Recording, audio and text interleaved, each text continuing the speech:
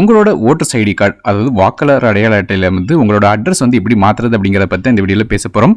இதுக்காக நீங்கள் வந்து voters.eci.gov.in அப்படிங்கிற போர்ட்டலுக்குள்ளே போய்க்கணும். ஸோ இந்த போர்ட்டலுக்குள்ளே தான் வந்து நம்ம வந்து நம்மளோட வாக்காளர் அடையாளத்தோட அட்ரஸ் வந்து மாற்ற போகிறோம்.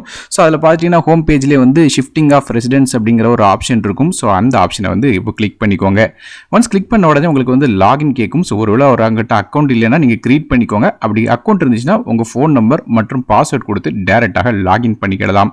ஸோ இப்போ நான் வந்து ஆல்ரெடி அக்கௌண்ட் கிரியேட் பண்ணி வச்சிருக்கிறதுனால வந்து என்கிட்ட அக்கௌண்ட் இருக்குது. ஒருவேளை அக்கௌண்ட் இல்லாத பட்சத்தில் நீங்கள் இதே மாதிரியாக உங்கள் ஃபோன் நம்பர் கொடுத்து அதுக்கு ஒரு ஓடிபி வரும். அதை என்ட்ரு பண்ணி நீங்கள் வந்து வெரிஃபை பண்ணிட்டீங்கன்னா ஆட்டோமேட்டிக்காக வந்து உங்கள் அக்கௌண்ட் வந்து கிரியேட் ஆயிரும். ஸோ அதுக்கப்புறம் ஒரு பாஸ்வேர்ட் கேட்கும். ஸோ அது பாஸ்வேர்டையும் வந்து என்ட்ரு பண்ணிக்கோங்க. புதுசாக அக்கௌண்ட் கிரியேட் பண்ணும்போது இப்போ உங்களுக்கு வந்து போர்ட்டல் வந்து ஓப்பன் ஆயிரும். அதில் உங்களோட நேம் அது போக வந்து உங்களோட ஏரியாஸ்லாம் வந்து கேட்கும். ஸோ அதெல்லாம் கொடுத்துட்டு ஜெண்டர் கேட்கும். ஸோ அதையும் கொடுத்துட்டு இப்போ கண்டினியூ கொடுத்துட்டீங்கன்னா உங்கள் ப்ரொஃபைல் வந்து கிரியேட் ஆயிரும்.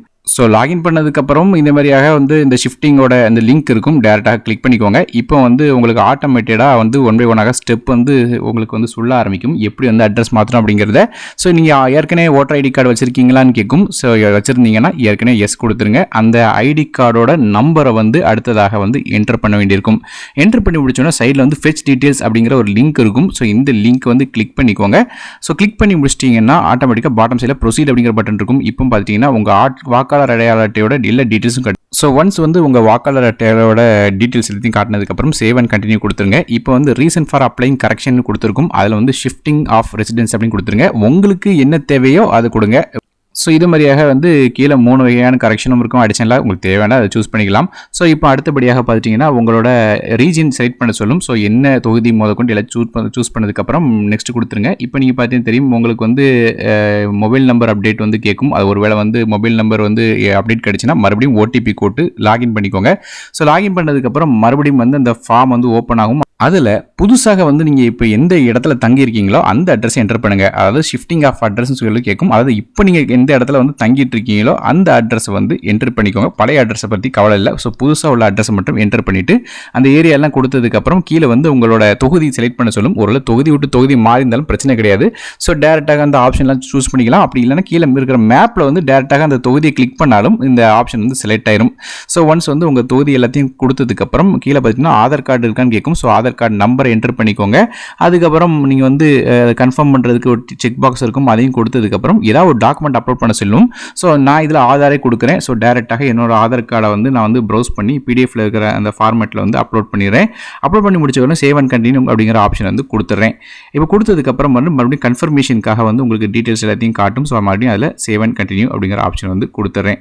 இப்போ கொடுத்ததுக்கப்புறம் அப்ளிகேஷன் ஃபார் ஷிஃப்டிங் ரெசிடென்ஸ் அப்படின்னு கொடுத்து உங்களோட தொகுதி எல்லாத்தையும் வந்து காட்டி ஸோ இது எல்லாமே கரெக்டு தானே அப்படிங்கிறத பார்த்துக்கோங்க. ஸோ பார்த்ததுக்கப்புறம் கீழே வந்து அக்ரி ஆப்ஷனை கொடுத்துட்டு சேவ் அண்ட் கண்டினியூ கொடுத்துருங்க. ஸோ அந்த செக் பாக்ஸ் கொடுத்து கிளிக் பண்ணி சேவ் அண்ட் கண்டினியூ கொடுத்துட்டிங்கன்னா ஆட்டோமேட்டிக்காக வந்து அடுத்தபடியாக உங்களோட இந்த டேட் வந்து கொடுக்க சொல்லும் டிக்ளரேஷன் ஃபார்மில். ஸோ அந்த டேட் எல்லாத்தையும் கொடுத்ததுக்கப்புறம் உங்கள் நேமும் டைப் பண்ண சொல்லும். ஸோ உங்கள் தொகுதியும் வந்து செலக்ட் பண்ண சொல்லும். அதை பிளேஸ் செலக்ட் பண்ண சொல்லும். இதை 3 கொடுத்ததுக்கப்புறம் சேவ் அண்ட் கண்டினியூ கொடுத்துக்கோங்க. இப்போ நீங்கள் பார்த்தீங்கன்னா தெரியும். ஸோ உங்களுக்கு வந்து உங்களோட அப்ளிகேஷன் ஃபார்ம் எல்லாமே டேட்டா ஓப்பன் ஆகும். ஸோ அதில் என்னென்ன ஷிஃப்ட் பண்ணுறதுக்கு அட்ரஸ் வந்து டைப் பண்ணிக்கிங்களோ அதெல்லாம் கரெக்டாக இருக்கா அப்படிங்கிறத பார்த்துட்டு அப்படியே பாட்டம் சைடில் போயிருங்க. இப்போ போயிட்டீங்கன்னா சப்மிட் அப்படிங்கிற பட்டன் கிளிக் பண்ணிட்டீங்கன்னா உங்களுக்கு ஒரு அப்ளிகேஷன் ஐடி வரும். ஸோ இந்த அப்ளிகேஷன் ஐடி வந்து நோட் பண்ணி இதன் மூலமாக வந்து நீங்கள் வந்து உங்களோட அட்ரஸ் மாறிட்டா இல்லையா அப்படிங்கிறத கொஞ்ச நாள் கழிச்சு மறுபடியும் இந்த போர்ட்டலில் வந்து நீங்கள் வந்து செக் பண்ணி பார்த்துக்கோங்க.